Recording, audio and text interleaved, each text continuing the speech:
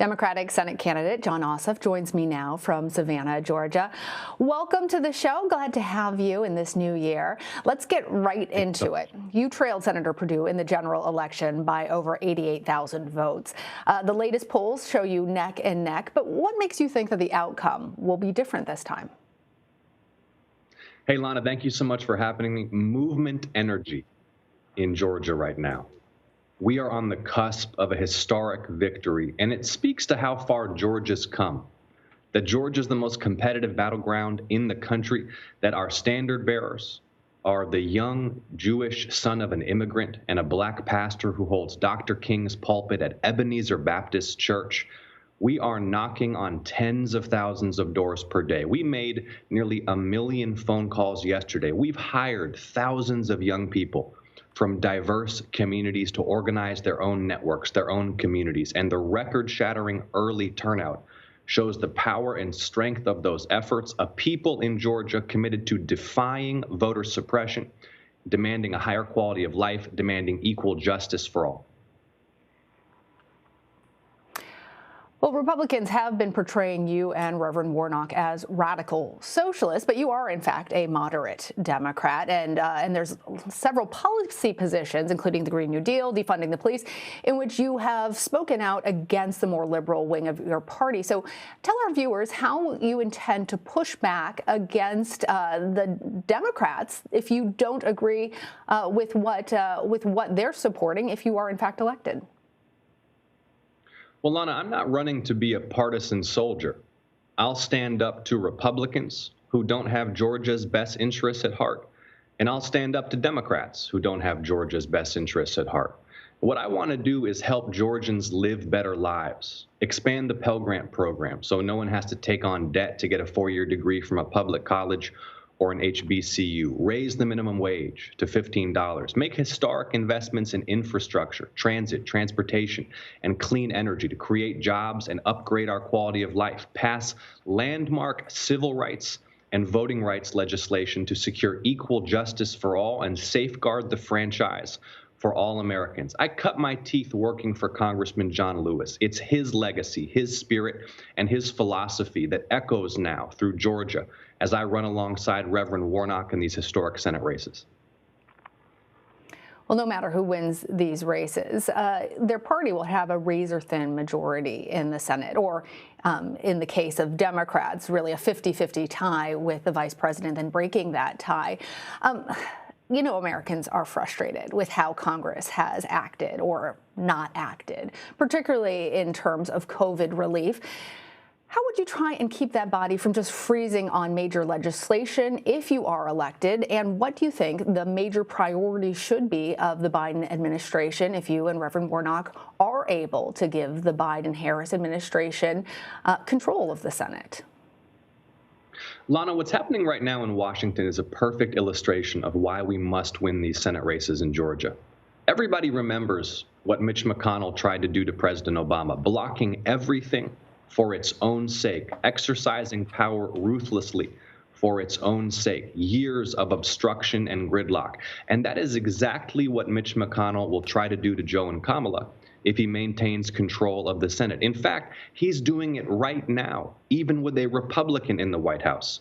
President Trump, President-elect Biden, and the American people are united in calling for $2,000 stimulus checks to relieve the dire economic pain that so many American families are feeling right now. But Mitch McConnell is blocking it, and he will block all of the progress that we must make over these next several years. He will block COVID relief. He'll block the necessary investments in the public health response.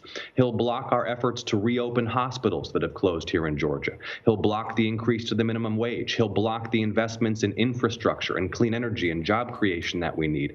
We have too much good work to do as a people to allow ourselves to be mired in years of partisan gridlock. People are demanding action. People are demanding relief. People are demanding progress. And when we win these Senate races on Tuesday, we'll be in a position to deliver it.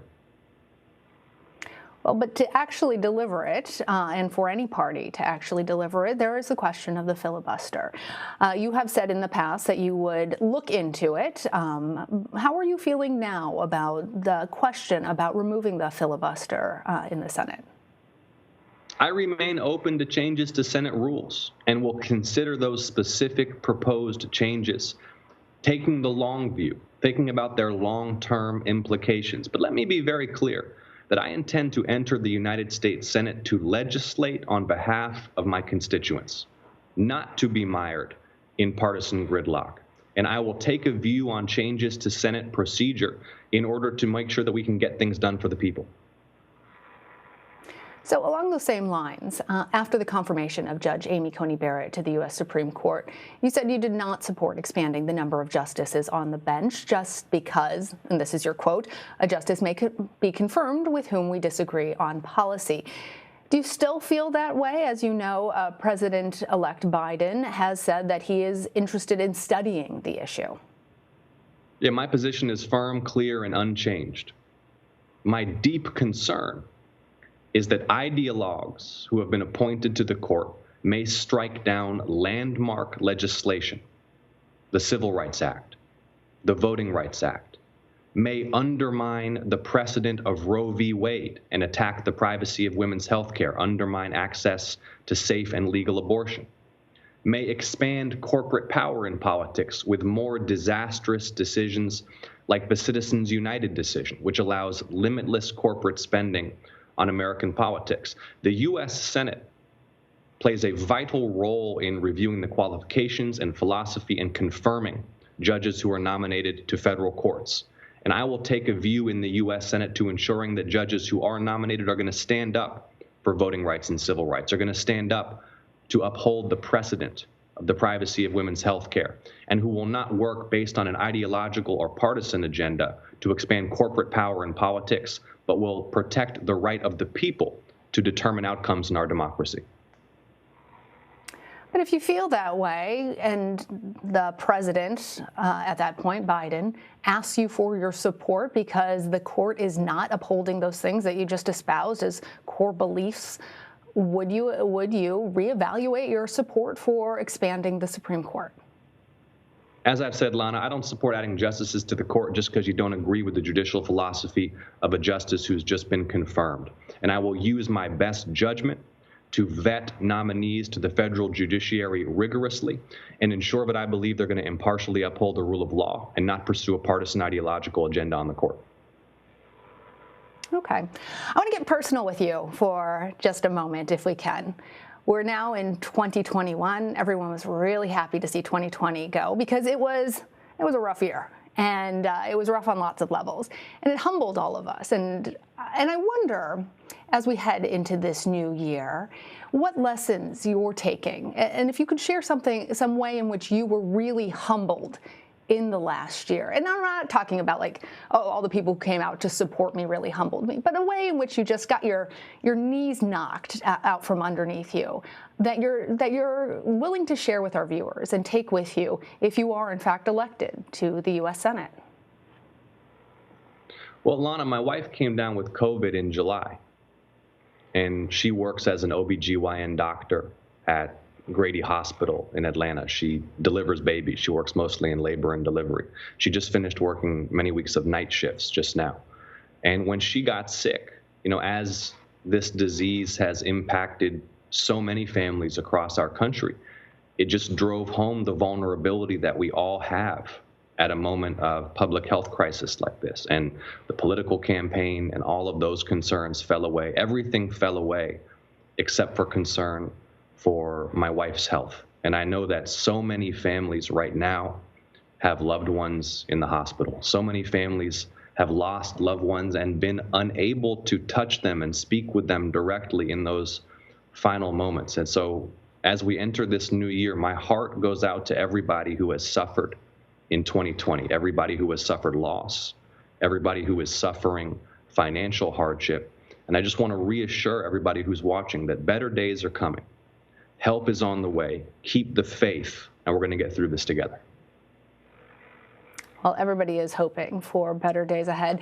We just have a little bit of time with you, so I only have time to ask one more question, and that is about the future of these elections and democracy as a whole. I'm wondering if you expect your opponents to follow in the footsteps of President Trump by potentially challenging the results of this election in a court if you win. And on the opposite side, too, if you were to lose, would you consider legal action yourself? Look, I will respect the outcome of the election in Georgia, and I call upon my opponents to make the same commitment.